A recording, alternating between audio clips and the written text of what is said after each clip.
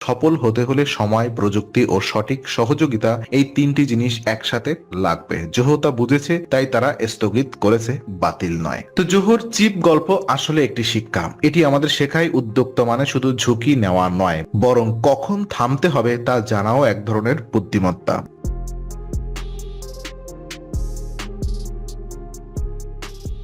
ভাবুন তো, একটা সফটওয়্যার কোম্পানি যাদের নাম শুনলেই আমাদের মনে পড়ে ক্লাউড সার্ভিস, সিআরএম আর অনলাইন বিজনেস টুল। সেই কোম্পানি একদিন ঘোষণা দিল তারা এখন চিপ বানাবে। হ্যাঁ, আমি বলছি ভারতীয় সফটওয়্যার জায়ান্ট জোহো কর্পোরেশনের কথা, যারা এক দশকেরও বেশি সময় ধরে নিজেদের সফটওয়্যার পণ্য দিয়ে বিশ্বজোড়া জনপ্রিয়তা পেয়েছেন। তারা হঠাৎই ঘোষণা করলো $700 মিলিয়ন বিশাল বিনিয়োগের চিপ ম্যানুফ্যাকচারিং ফ্যাক্টরি তৈরি করবে। কিন্তু ঠিক কয়েক মাসের মধ্যেই সে স্বপ্ন এতটা আলোড়ন তুলেছিল যেটি হঠাৎ থেমে গেল। কিন্তু ঠিক কয়েক মাসের মধ্যেই যে স্বপ্ন এতটা আলোড়ন তুলেছিল সেটি হঠাৎ থেমে গেল। প্রশ্ন উঠল, কেন? কি এমন হলো যে জোহো এর বোর্ড এই বিশাল পরিকল্পনা হঠাৎ স্থগিত করে দিল? আজকের এই দীর্ঘ ডকুমেন্টারিতে আমরা জানবো জোহো এর $700 মিলিয়ন চিপ তৈরি প্রকল্পের জন্ম ও স্থগিত হওয়ার কারণ, সফটওয়্যার কোম্পানি থেকে হার্ডওয়্যার ইন্ডাস্ট্রিতে প্রবেশের ভয়ঙ্কর বাস্তবতা, আর ভারতীয় সেমিকন্ডাক্টর উদ্যোক্তা জোহোর ভূমিকা ও ভবিষ্যৎ সম্ভাবনা। চলুন শুরু করা যাক জোহোর এই চমকপ্রদ রূপান্তরের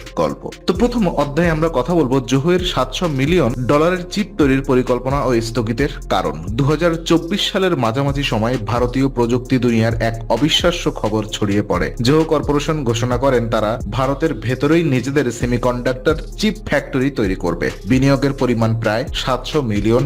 এই প্রকল্পের জন্য জোহো একটি নতুন সাবসিডিয়ারি গঠন করেছিল, যেটা সিলিকট্রিক সেমিকন্ডাক্টর ম্যানুফ্যাকচারিং নামে। প্রকল্পের মূল লক্ষ্য ছিল কম্পাউন্ড সেমিকন্ডাক্টর, বিশেষত সিলিকন কার্বাইড চিপ তৈরি করা, যা ব্যবহৃত হয় ইলেকট্রনিক ভেহিকল, রেল, নবায়নযোগ্য জ্বালানি ও ডিফেন্স সিস্টেমে। জোহোর প্রতিষ্ঠাতা ও সিইও শ্রীধর ভেম্বু যখন বলেছিলেন ভারতকে প্রযুক্তিগতভাবে আত্মনির্ভর হতে হলে শুধু সফটওয়্যার নয়, হার্ডওয়্যার ম্যানুফ্যাকচারিং এও দক্ষতা অর্জন করতে হবে। এই ঘোষণায় ভারতের টেক দুনিয়ায় উত্তেজনায় ভরে উঠেছিল। অনেকে বলেছিল এটাই হতে পারে ভারতের টিএসএমসি মোমেন্ট, অর্থাৎ সরকার ও জোহোকে ইন্ডিয়ান সেমিকন্ডাক্টর মিশন অর্থাৎ আইএসএম প্রকল্পের অধীনে সমর্থন দিতে আগ্রহ দেখায়। প্রাথমিকভাবে পরিকল্পনা ছিল কর্ণাটক বা তামিলনাড়ুর কোনো অঞ্চলে প্রায় $400 মিলিয়ন একটি প্রথম পর্যায়ের ফ্যাব তৈরি করা। এতে তৈরি হতো প্রায় 400 থেকে 500 নতুন উচ্চ দক্ষতার কর্মসংস্থান। সবকিছুই এগোচ্ছিল দ্রুত গতিতে, কিন্তু 2025 সালের মে মাসে একেবারে বজ্রপাতের মতো খবর এলো।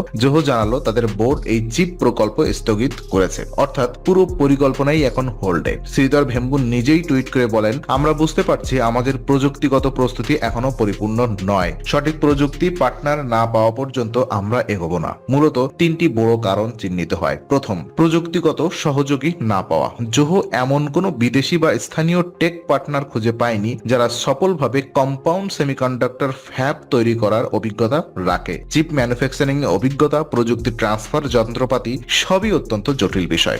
দুই, অতি ব্যয় সাপেক্ষ ও ঝুঁকিপূর্ণ প্রকল্প। চিপ ফ্যাব তৈরি মানে $বিলিয়ন বিনিয়োগ, বছর বছর গবেষণা, বিশাল পরিকাঠামো এবং দীর্ঘ রিটার্ন টাইম। জোহো একটি প্রাইভেট কোম্পানি, তাদের জন্য এমন বিপুল আর্থিক ঝুঁকি নেওয়া কঠিন সিদ্ধান্ত ছিল। তিন, প্রযুক্তি রোডম্যাপের অস্পষ্টতা। তারা যে টেকনোলজি নোডে কাজ করতে চেয়েছিল তা কত বছর টিকে থাকবে সে বিষয়ে স্পষ্টতা ছিল না। আজকের প্রতিযোগিতায় প্রযুক্তি খুব দ্রুত পুরনো হয়ে যায়, তাই বোর্ড ঠিক করে এখনই সময় নয়, প্রকল্প বাতিল নয়, তবে স্থগিত। এই সিদ্ধান্তের মাধ্যমে জোহো একদিকে দেখালো দায়িত্বশীলতা, অন্যদিকে ইঙ্গিত দিল ভারতের চিপ ম্যানুফ্যাকচারিং এখনো সহজ কোনো পথ নয়। তো এখন প্রশ্ন, একটা সফটওয়্যার কোম্পানি কেন এই পথে নামলো, আর সফটওয়্যার থেকে হার্ডওয়্যার যাত্রাটা এতটা কঠিন কেন? চলুন দ্বিতীয় অধ্যায়ে তা আমরা দেখি। সফটওয়্যার কোম্পানি থেকে হার্ডওয়্যার ইন্ডাস্ট্রিতে প্রবেশের চ্যালেঞ্জ।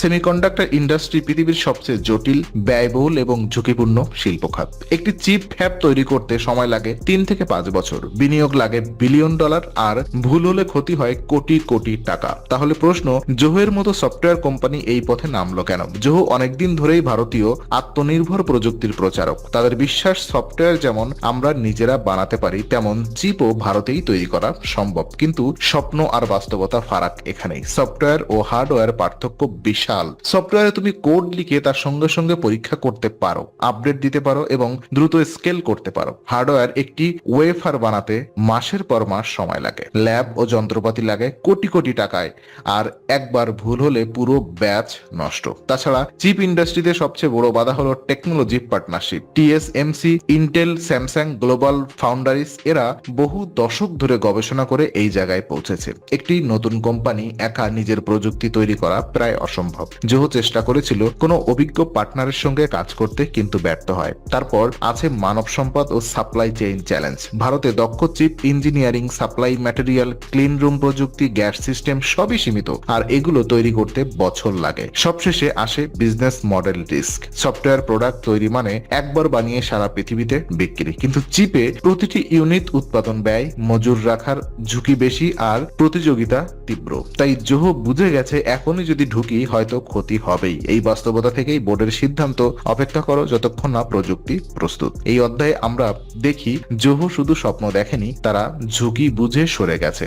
তাই যা তাদেরকে শুধু সফটওয়্যার নয় বরং একজন বাস্তববাদী ইনোভেটর হিসেবে তুলে ধরেছে। এই পদক্ষেপ ভারতের বৃহত্তর সেমিকন্ডাক্টর পরিকল্পনার সঙ্গে কিভাবে যুক্ত, এবং জোহোর স্থগিত সিদ্ধান্ত ভারতের সেমিকন্ডাক্টর ভবিষ্যৎকে কিভাবে প্রভাবিত করতে পারে, চলুন আমরা জানি। তো ভারতীয় সেমিকন্ডাক্টর উদ্যোগ, জোহোর ভূমিকা এবং ভবিষ্যৎ সম্ভাবনা।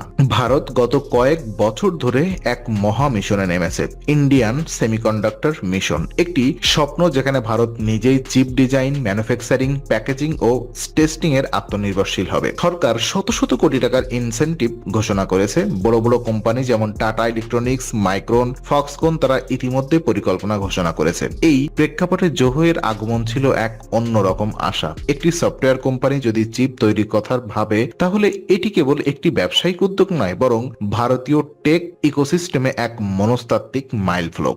জোহো এর প্রকল্পটি যদিও এখন স্থগিত, তবুও এটি একটি বার্তা দিয়েছে ভারতের সফটওয়্যার মস্তিষ্ক এখন হার্ডওয়্যার হাত গড়ার প্রস্তুত নিচ্ছে। তবে এই ঘটনার আর একটা দিকও আছে। যখন জোহো এর মতো সফল কোম্পানি প্রযুক্তি পার্টনার না পেয়ে পিছিয়ে আসে, তখন সেটা সরকারের জন্য একটি ওয়ার্নিং সিগন্যাল। এটি বোঝায় ইকোসিস্টেম এখনো পরিপূর্ণ হয়নি। টেকনোলজি ট্রান্সফার, প্রশিক্ষণ, সাপ্লাই চেইন সব ক্ষেত্রেই আরো অনেক কাজ বাকি। তবে এটি ব্যর্থতা নয়, এটি একটি বুদ্ধিদীপ্ত বিরতি, অর্থাৎ স্ট্র্যাটেজিক পজ।